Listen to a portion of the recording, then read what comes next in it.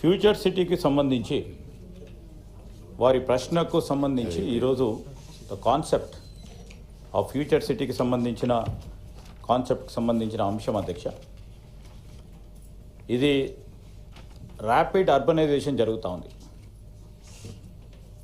Rajiv Gandhi international airport శంషాబాద్కు సంబంధించి వాటి పరిసరాల ప్రాంతంలో దగ్గరలో ఉన్న ఓఆర్ఆర్ దగ్గర నుంచి ప్రాథమికంగా అక్కడ పరిశ్రమల రంగానికి సంబంధించి కానీ ఇతర రంగాలకు సంబంధించి కానీ లేకుంటే అర్బనైజేషన్ పెద్ద ఎత్తున జరుగుతూ ఉన్న సందర్భంలో ఈ గ్రోత్ని ఏ విధంగా సస్టైనబుల్ గ్రోత్ మోడల్గా తీసుకెళ్లాలనే ప్రధానమైన అంశంతో ఒక special area development authority future city development అథారిటీని కాన్స్టిట్యూట్ చేయడం జరిగింది.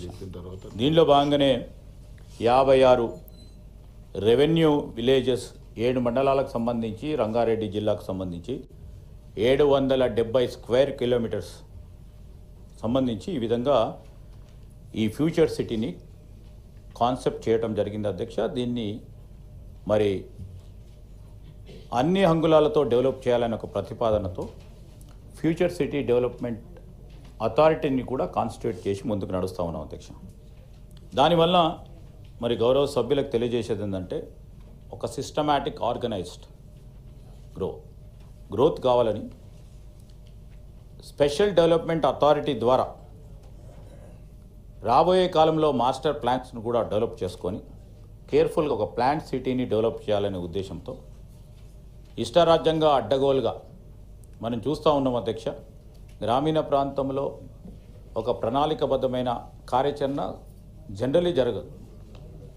ఎందుకంటే వారికి ఉన్న రూల్స్కి సంబంధించి ప్రొసీజర్స్కి సంబంధించి జరగకపోతూ ఉన్న సందర్భంలో హైదరాబాదు, సికింద్రాబాదు, సైబరాబాదు దాని తదుపరి వచ్చే కొత్త సిటీ నిర్మాణం జరగాలని ఆలోచన చేసి గౌరవ ముఖ్యమంత్రి గారు రాబోయే కాలంలో హైదరాబాద్ ఒక తలమానికంగా ఉండాలని ఈరోజు దేశంలోనే కాదు ప్రపంచ దేశాల్లో కూడా రాబోయే కాలంలో హైదరాబాద్ మన రాష్ట్రానికి సంబంధించి ఒక తలమానికంగా ఉండాలని ఒక ప్రతిపాదన చేస్తూ డెవలప్డ్ ప్లాంట్ సిటీగా ఇంతపూర్వకం మనం చూసాం. ఒక ఓన్లీ చండీగఢ్ ఇప్పుడు కూడా ప్రస్తావన తీసుకున్నప్పుడు చండీగఢ్ ఒకటే ప్లాంట్ సిటీ అనుకుంటాం. సో మనం ప్లాంట్ సిటీని ఒక డెవలప్ చేయాలి. దాంట్లో మంచినీటి వనరులు కానీ కాలుష్యం లేని వాతావరణం కానీ ఈరోజు ఇన్ఫ్రాస్ట్రక్చర్కు సంబంధించి రోడ్లు కానీ అదేవిధంగా పవర్ ట్రాన్స్మిషన్ కానీ రాబోయే కాలంలో ఒక ప్లాంట్ అనే అంశం విషయంలో ముందుకు తీసుకెళ్తా ఉన్నాం. అదేవిధంగా ఆర్థిక వ్యవస్థను కూడా పటిష్టం చేయడానికి ఎకనామిక్ గ్రోత్ తీసుకురావాలని తద్వారా అక్కడ పెద్ద ఎత్తున ఉపాధి కల్పించాలి, జాబ్ క్రియేషన్ చేయాలని ఒక ప్రతిపాదనతో ఆలోచన చేసి ముందుకెళ్తా ఉన్నాం అధ్యక్ష. అక్కడికే ఆగకుండా గవర్నెన్స్ విషయంలో కూడా ఈ స్పెషల్ డెవలప్మెంట్ అథారిటీ ద్వారా ఒక బాడీని కాన్స్టిట్యూట్ చేసి ఎఫిషియెంట్గా సమర్థవంతమైన గవర్నెన్స్ పరిపాలన ఇవ్వాలని స్ట్రీమ్లైనింగ్ చేస్తూ ఒక ప్రక్కన అర్బన్ ప్లానింగ్ కానీ అదేవిధంగా ఇన్ఫ్రాస్ట్రక్చర్కి సంబంధించి స్ట్రీమ్లైన్ చేస్తూ ఆ రీజన్ని డెవలప్ చేయాలని ఒక ప్రయత్నం సందర్భంలో గౌరవ సభ్యుల దృష్టికి కూడా తీసుకొస్తామని అధ్యక్ష. Thank you. Honourable member. ధన్యవాదాలు అధ్యక్ష. అధ్యక్ష, ఫ్యూచర్ సిటీకి సంబంధించి మంత్రివర్యులు ప్రణాళిక ఉంది, ముందుకెళ్తామని చెప్తా ఉన్నారు. దానికి సంబంధించిన ఇప్పటివరకు ఏమైనా ల్యాండ్ అక్విజిషన్ చేశారా? చేస్తే ఎన్ని ఎకరాలు చేశారు? చేసిన ల్యాండ్కు రైతులకు ఏమైనా కాంపన్సేషన్ ఏ విధంగా ఇచ్చారు? అక్కడ ఒకటి నడుస్తూ ఉంది అధ్యక్ష.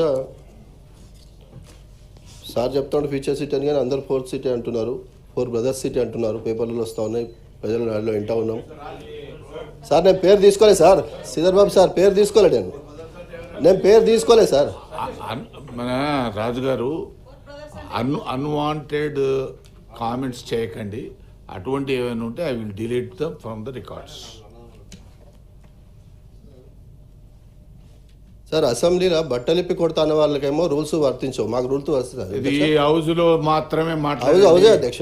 బయట హౌస్ గురించి గౌరవప్రదమైన హోదాలో ఉన్న వాళ్ళు బట్టలు ఊడ తీసుకొస్తామంటేనేమో అభ్యంతరం ఉండదు అధ్యక్ష. రూల్స్ పద్ధతులు దానికి అభ్యంతరం ఉండదు అధ్యక్ష. ప్రకారమే ఎవరి పేరు తీసుకోకుండా మాట్లాడితే అభ్యంతరం ఏంటి అధ్యక్ష? వాడికో చట్టం మాకో చట్టం అధ్యక్ష. చట్టం అధికార పార్టీ వాళ్ళ చుట్టమైందా అధ్యక్ష? ఏంది అధ్యక్ష ఇది? నీ ప్రశ్న మీద నీ సప్లిమెంటరీ అడుగు కాదు అధ్యక్ష, నాకు మాత్రమే రూల్స్ వర్తిస్తాయి అధ్యక్ష. అందరికి వర్తిస్తాయి. బట్టలు ఊడ తీసుకొడతాం, అది అసెంబ్లీలో అన్నారు అధ్యక్ష. గౌరవ ముఖ్యమంత్రి గారు అసెంబ్లీలో మాట్లాడారు. ఆ మంత్రి గారు అబ్జెక్షన్ చెప్పాలి కదా, ఇక్కడ ఉన్న మంత్రులు అబ్జెక్షన్ చెప్పాలి కదా, ముఖ్యమంత్రి గారు మాట్లాడకూడదు అని. మీరు సప్లిమెంటరీ నాకేనా చట్టం అధికార పార్టీకి చుట్టమైందా అధ్యక్ష? అధ్యక్ష మీ అనుమతితో తప్పకుండా మాట్లాడతాను అధ్యక్ష, దానికి ఏమి ఇది లేదు. నేను ఏమంటున్నానంటే, సరే మాకు ఒక చట్టం వాళ్ళకు ఒక చట్టం ఉంది, అంబేద్కర్ గారు అట్లా రాశారు, అధికార పార్టీకి ప్రతిపక్ష వాళ్ళు అంటే నేనేం చేయలేను అధ్యక్ష. మరి వారు అదే సభలో మరి వారు మాట్లాడి వారు కూడా ఉన్నారు పెద్దలు, వారు అంటే నాకు చాలా గౌరవం అధ్యక్ష. చూసిన ఇంకా అదే చెప్పబోతున్నారు, ఇంకా మా ఇంకా మాట్లాడుతున్నారు 10 ఏళ్ళు చూసామని అధ్యక్ష. ఇబ్రహీంపట్నంలో సంబంధించి వారు కూడా అక్కడ ప్రాతినిధ్యం ఇచ్చారు పార్లమెంట్ సభ్యులుగా. ఇప్పుడు సరే ఫ్యూచర్ సీటా, 4th సీటా, ఫార్మా సీటా అధ్యక్ష. గతంలో మేము ఫార్మాసిటీ కోసం ల్యాండ్ యాక్విజిషన్ చేస్తున్న సందర్భంలో ప్రభుత్వ పెద్దలందరూ కూడా, వెంకటన్న కూడా అక్కడ ఎంపీ గారు కాబట్టి ఇక్కడ సార్ నేను కూడా చెప్పాను, నేను గౌరవ ముఖ్యమంత్రి గారు కూడా ఇప్పుడున్న రేవంత్ రెడ్డి గారు కూడా ఆ భూములు వాపసు ఇస్తామన్నారు అధ్యక్ష. మరి ఏ అవసరం కోసం ఇప్పుడు ఫ్యూచర్ సిటీ చేస్తూ ఉన్నారు అధ్యక్ష? మేము ప్రభుత్వంగా ఉన్నప్పుడు చాలా దూరదృష్టితో ప్రపంచంలోనే కరోనా వస్తే అధ్యక్ష వ్యాక్సిన్ అందించిన చరిత్ర మనది అధ్యక్ష.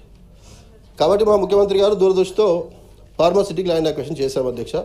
కాంగ్రెస్ నాయకులుగా ఆ రోజు వాళ్ళకి ల్యాండ్ వాపసు ఇచ్చేస్తామని మాట్లాడారు. ఇప్పుడు ఆ ల్యాండ్ ఇస్తున్నారా, లేదా అదే ల్యాండ్ ఫ్యూచర్ సిటీ చేస్తున్నారా, లేదా ఫ్యూచర్ సిటీకి ఇంకా వేరే అక్విజిషన్ చేస్తున్నారా? ఒకటి అధ్యక్ష. ల్యాండ్ అక్విజిషన్కు వ్యతిరేకంగా మాట్లాడిన గత నాయకులు, ప్రస్తుత పాలకులు రైతులను ఊచలు లెక్కించి మరీ భూములు తీసుకుంటా ఉన్నారు అధ్యక్ష.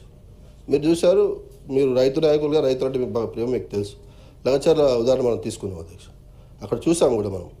కాబట్టి నేను అవన్నీ ప్రస్తావించకుండా నేను మంత్రి గారిని అడిగేది ఏంటంటే, మీరు ఇప్పటి వరకు ఫ్యూచర్ సిటీకి సంబంధించి అధ్యక్ష అక్కడ రోడ్లు వేస్తూ ఉన్నారు, పెద్ద పెద్ద నేను అంటేనే వారు కాంట్రవర్సీ చేస్తూ ఉన్నారు, కార్లు తిరుగుతూ ఉన్నాయి, రియల్ ఎస్టేట్ బ్రోకర్లు తిరుగుతూ ఉన్నారు, అక్కడ అసైన్ ల్యాండ్ తక్కువ రేటుకి తీసుకుంటూ ఉన్నారు. ఒక విమర్శ వస్తూ ఉంది అధ్యక్ష, దానికి సమాధానం చెప్పాల్సింది విజ్ఞప్తి చేస్తాం. ఆ గౌరవ శాసన మండలి సభ్యులు రాజు గారు తప్పకుండా మేము కూడా కోరుతా ఉన్నాం అధ్యక్ష, వారు శాసనసభలో అక్కడ ఉండాలని. సో ఆ సందర్భంలో అక్కడికి వచ్చినప్పుడు ఖచ్చితంగా కూడా సమాధానం ఆ విధంగా చెప్తాం. మరి వారి నాయకులు అందరూ కూడా మొన్న కూడా వారు టికెట్ అడిగినట్టు తెలుసు, కానీ మాకు వారి శాసన మండలిలో సార్ అధ్యక్ష, ఇది పెద్దల సభ అధ్యక్ష, ఆదర్శనీయంగా ఉండాలని మేమందరం కూడా సభకు సంబంధించిన సభ్యులుగా శాసన మండలిలో ఒక సిస్టమేటిక్గా మీ ఆధ్వర్యంలో ప్రశ్నకు సమాధానం దొరికే విధంగా మీరు సభను నడిపిస్తూ ఉన్నారు అధ్యక్ష. సార్ డెఫినెట్లీ వారు అన్న 2 పదాలకు సంబంధించి వారు వాపసు తీసుకున్నారు కనుక, అదేవిధంగా మరి చైర్మన్ గారు దాన్ని కవిత గారు రికార్డు సీనియర్ సభ్యులు మీరు అలా రన్నింగ్ కామెంటరీ చేయడం బాగుండదు. No, that is not the way. పెద్దల సభ ఆ విధమైన గౌరవం ఉండాలి, గౌరవం ఉండే కార్యక్రమం. నేనేం చెప్తా ఉన్నాను అధ్యక్ష, దాన్ని సంతోషపడవా? ఒకటి మీ అందరూ మీరు పెద్దల సభ అని చెప్తా ఉన్నాను సార్, మీరు అందరూ మాకు